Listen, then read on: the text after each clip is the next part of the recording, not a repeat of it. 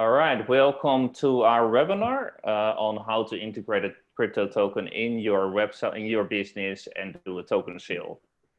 I'm doing some introductions first, then we're gonna learn about what utility tokens are, how to integrate a token in your business, and how to structure an IEO. After every part, we will also do a quick Q&A in case any questions pop up. So don't worry if you don't understand something during the presentation, you get an opportunity to jump in quickly afterwards. So first of all, who's going to speak today? That's me, Director of TokenMinds, Anchor, Account Manager at TokenMinds, and as well as me, Business Development Manager at TokenMinds. So what are utility tokens? As you probably know, utility tokens live on the blockchain and they provide a certain utility for users. That can be either an access to certain services, that can be a reward, that can be certain benefit for token holders, and it can be other utilities like payments using the token.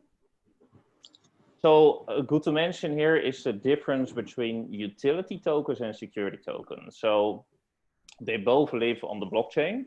They are technically both the same, but the difference is really that security tokens have certain utilities that are considered securities, and those include usually the rights to dividends, the rights to voting, the rights to ownership of any underlying asset. So this is a very important distinction to make, because if you are creating a utility token which is by accident a security, then there's a lot of rules and regulations, and it's going to be a lot more hard to integrate it in your business and actually do a token sale the easy way. Another important difference to make is the difference between a fungible and a non-fungible token. So in this presentation, we're going to mainly talk about fungible tokens, meaning those are tokens where every user, every single token has the same utilities. The other type is non-fungible tokens, which is also a very interesting business case. We might be able to get in the next presentation. They are basically each a unique digital asset. An example is CryptoKitties, of which you might have heard, and certain trading card games, where if you hold a particular token, that one is not the same value as a token that's held by another person, while as it's actually of the same circulating supply. The other thing I want to mention here is regarding the token value. If you're going to implement a token in your business, you want to make sure that token has value. You can do that in two ways. You can do it from the supply way and from the demand way, meaning you can influence people actually buying the token or wanting to buy the token, which increases supply, which increases demand, which increases the price, or you can reduce the supply, which means that the price will also increase. So if you want to increase the demand, you can either do that by integrating features such as staking or providing rewards, so that people are actually incentivized to hold the token and not to sell it. So this will raise the price, the more people wanting to use the security, the token, and just hold the token on the long term. And an example of actually reducing the supply is by burning the tokens. For example, buying them back and burning them. You can use either the profits of your company to do that, and on the long term, that will reduce the circulating supply. And hello, how are you? Welcome. All right. So, any questions so far about these topics?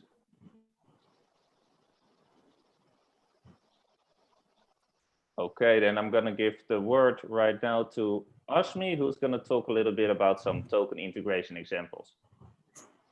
Okay, thank you, Rob. So should I share my screen? Yeah, you could if you can. Let me try. Okay. Everybody can see? Actually, I can't, but I'm presentation mode myself. Maybe that's an issue. Anyone cannot see my screen? It's now on the Binance. Oh yeah, you're good. Oh yeah, now yeah. Okay, so thank you Rob for the introduction. So my name is Azmi, and I will tell you about 3 quick case studies which show the utility of using tokens via blockchain products. So the first one is Binance. Binance is the world's top exchange, cryptocurrency exchange by volume and by users. And they have quite a few use cases, but they first started when they launched the utility token. The initial utility was that of trading discounts. So they launched this token called the BNB token, Binance Coin. And as you can see, this is one of the examples. It's a 50% discount on trading for Binance futures. And then, of course, they have the tiers throughout the years, year 1, year 2, year 3, year 4. They would reduce the amount of discounts. And right now, for example, you can see an example of using BNB for fees. There's 10% discount for traders. So this was the initial utility of the token, and it's still being used as a utility, but they will taper it down as the years go by. And as you can see from this slide, they have levels. On the left side, they have levels of traders. It can be a VIP 1, 2, 3, and 4. And it's corresponding to either your trade volume or the balance of BNB or Binance coins that you have in your wallet. So it incentivizes you, for example, to hold BNB balances in your Binance wallet on the exchange. Then you can enjoy the various fee discounts, special fees for the different tiers. So this is one utility. But as Binance went along through the years, they managed to create even other types of utility. For example, as you can see in this slide, on the left side is actually a website, travel website, Travel by Bit. They are a blockchain project as well. So what they do is that you can book flights or you can book hotels using cryptocurrencies. And what Binance found out is that users are also, by having BNB tokens on as a currency of exchange, users are actually using BNB tokens as a mode of purchase to travel. And on the right side is another interesting case.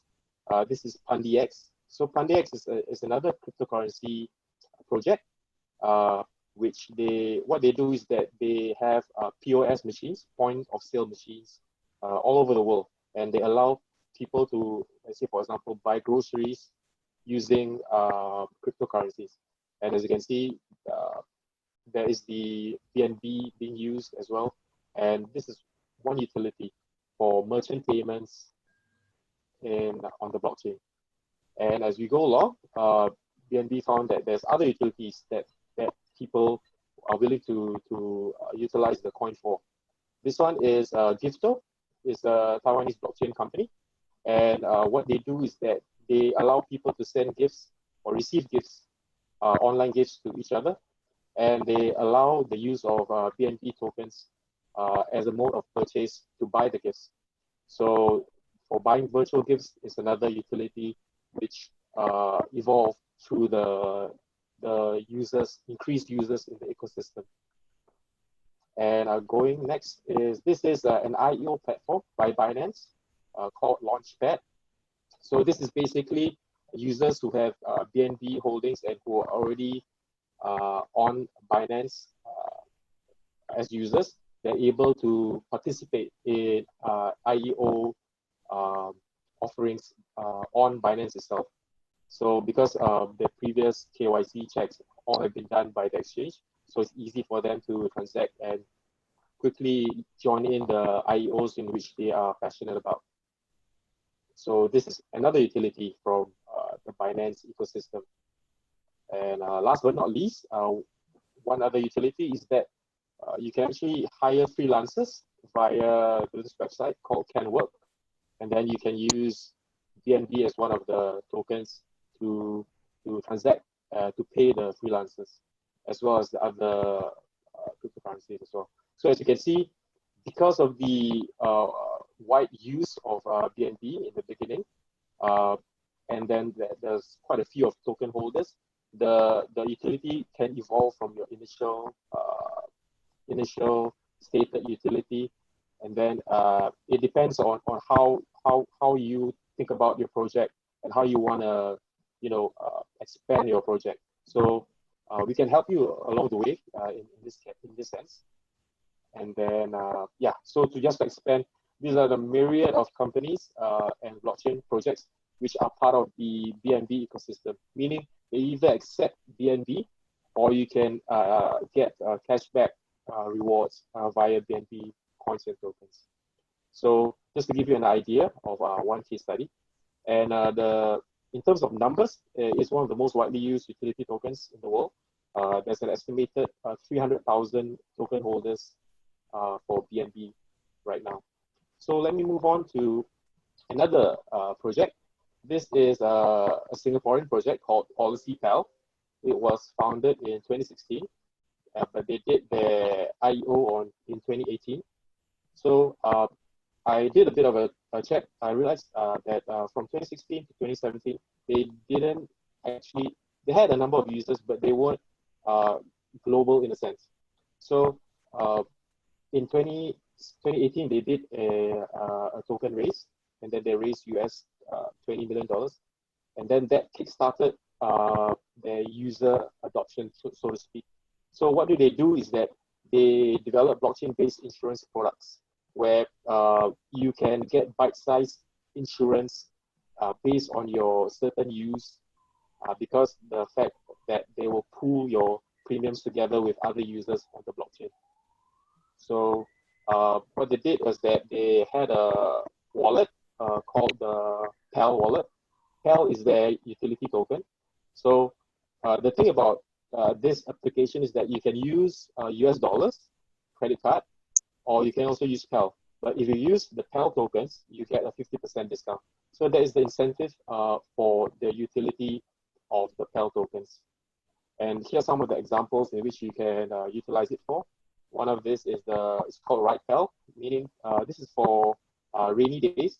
You can get insurance on rainy days where you might have problems getting a taxi, or you might have surcharges.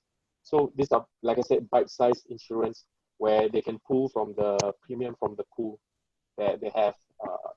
Is a unique service. And then another one is, I think we might know about this, is the flight cancellation insurance. And then what they do is that they offer attractive premiums, and you can actually use your PAL tokens to get a 50% discount on buying the premium, let's say for a certain flight that you want to be insured for. So this is the example of the dashboard. If you look on the bottom right-hand side, as I mentioned, you can pay by US dollars, or you can pay by PAL tokens. Yeah, so this is how they make the utility of the tokens not so complicated for the actual user, right? Because for the actual user, they might not know about blockchain. They might not know how to go to an exchange. So all this is done within the app itself. So you can also pay using PAL or US dollars. It's up to you. So the last but not least, the third example is that of Reddit tokens. You might have heard of this. So Reddit is another unique case in which they had the user base first. So they had a total of 2.4 million members on these two subreddits called R Cryptocurrency and R Fortnite. And then what they did is that recently they launched two tokens. One is called Moon for R Cryptocurrency, and the other one is called Bricks for Fortnite. So you might be thinking, what does this tokens provide utility for? So the utility for this is that it's used for community points for reputation building. If you might use Reddit or any forums, they have something called points system. In Reddit, it's called karma. So you get points in which people vote you for good content or good responses. So you as you go up the karma points, you get sort of a ranking as a reputation building. So the utility of this token is that it will be used in the future to provide you, to give you for your reputation. So the higher reputation you get, the more moons or bricks you get. So the other utility that they have is that you can unlock badges or GIFs in comments. So it's something which the community would want to have as a special incentive for being part of the community.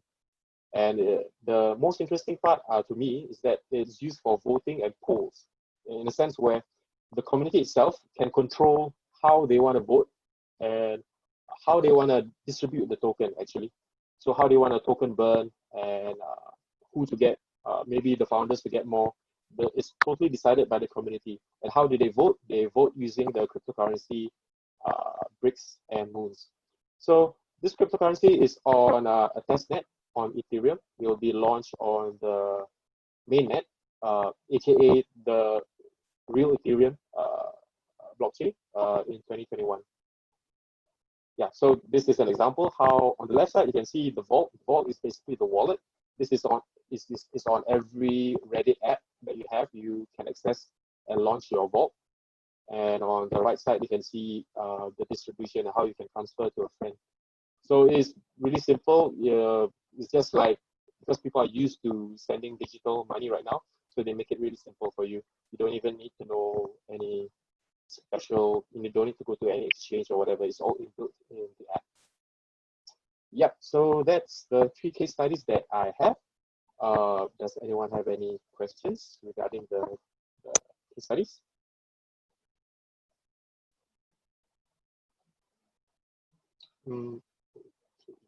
All right, so let me hand over to Anchor, who will explain about a bit more about the IEO and how to structure a token sale. Anchor, take it away. Thank you, Asmi. Actually, let me share my screen to see if that works. Let me try.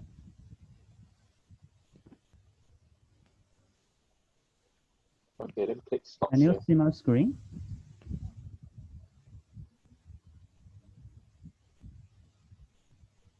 Yep. Okay.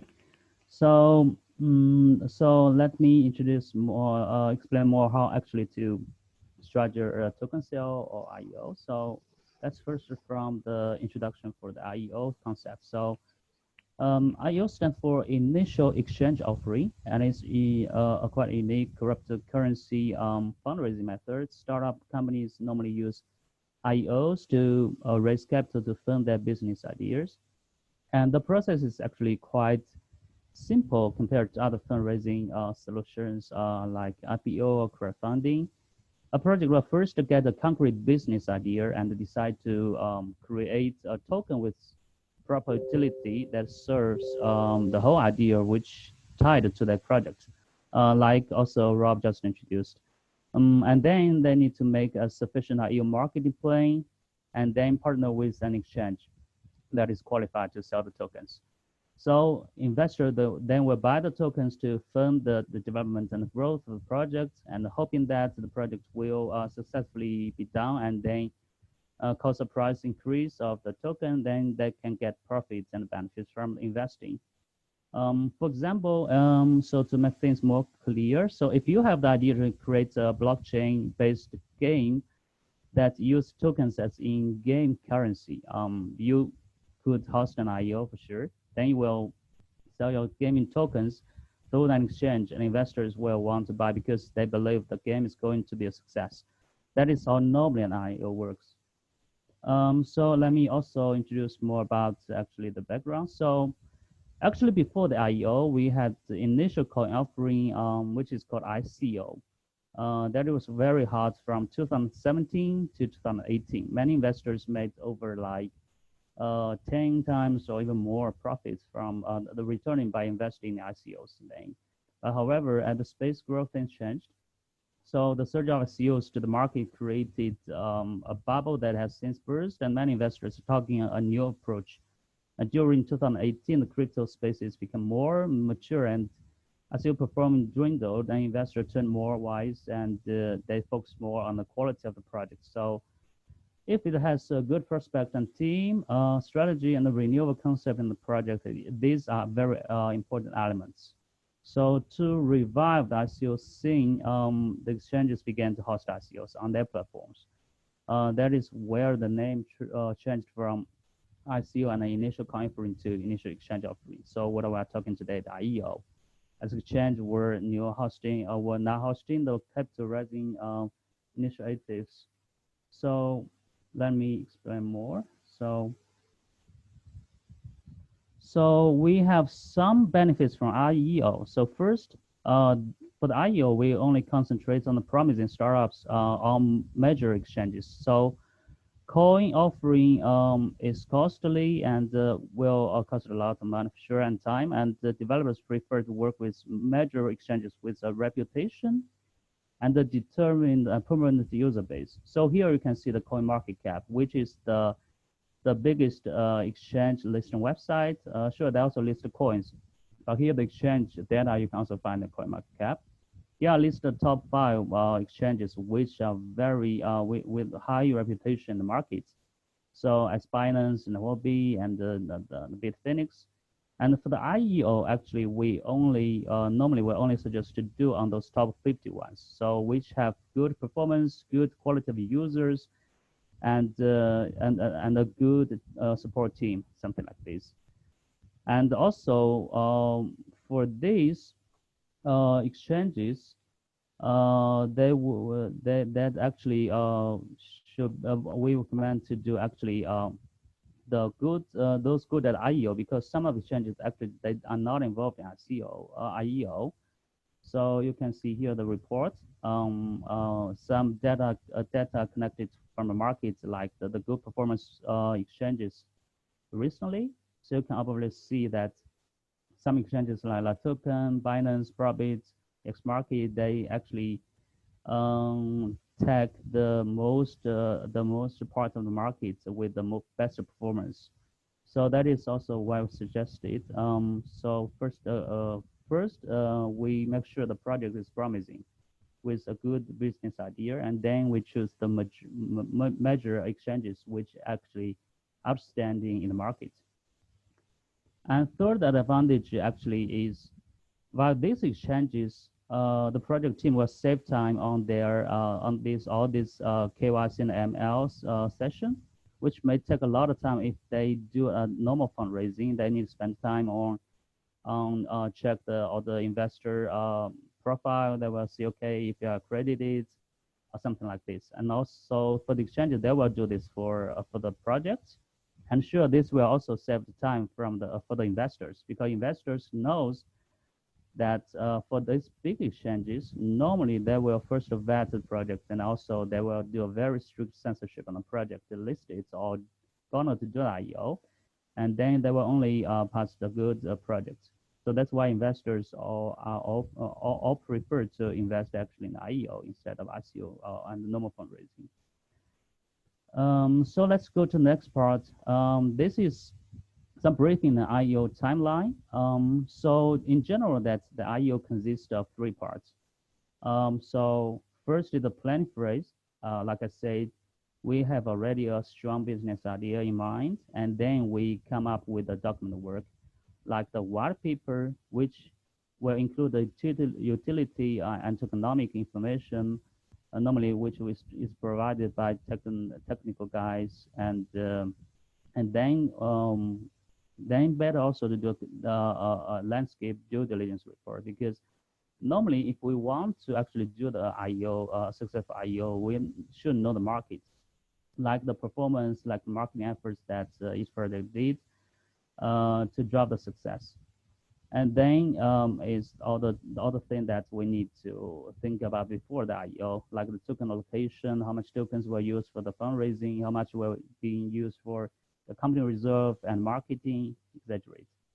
And we also recommend actually to do a legal check on this white paper things to make sure that it is all fine from a legal perspective.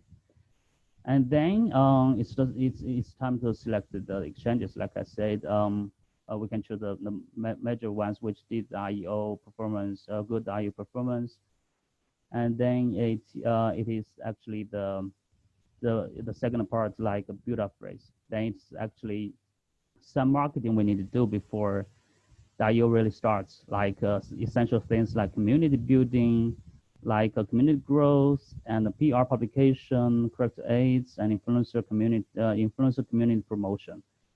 And then it should be the last part. So for the IEO itself, then the exchange will normally help with the IEO landing page. They will notify their users, subscribers, and exchange. Then this IEO will kickstart, and the people will join. Then during the IEO process, normally we will also just also do some marketing along with that, like some AMA session where the project team can talk with the potential investor directly. So that's the 3 steps we mainly will suggest the project to do during IEO. And then it's the timing for to do an IEO. So I already mentioned that we need a business plan. So that is quite important, and also a necessary document. And then it is the so I can first start from the business plan. So so for the business plan, it's very important because only we have the business plan and we can provide technical advice, come up with a utility to serve the project. And if the investors see no apparent road to success, they can't identify a suitable market fit. So they, normally from investors, they will not want to risk that the precious crypto. So that is why also a business plan is very important. And second is a necessary document. Then so investors not just get verbal promises from the white people, maybe or from the team, but know more how the plan will plan to do, what the project idea is, and this need to be well organized in white paper, like business deck, like technical documents, green paper, etc. So and also the timing for the IEO is also important, that because you know the word financial, sometimes we need to choose the best timing for the IEO, because when the market is stable and even increase, then it's a good timing for the IEO. And besides all this, we need also a working product, or at least one of the product in development. So because most of successful projects have a functional MVP before doing an IEO. However, not all of them are far in the development process, but it's quite necessary. The sure thing is that project needs at least some evidence of the development work in process before we do an IEO, and they should be reflected in the white paper so investors know that the project is making something. So yeah, so this is the part for the IEO details, like the token sale. So thank you for listening, gentlemen. So if you have any questions, let me know.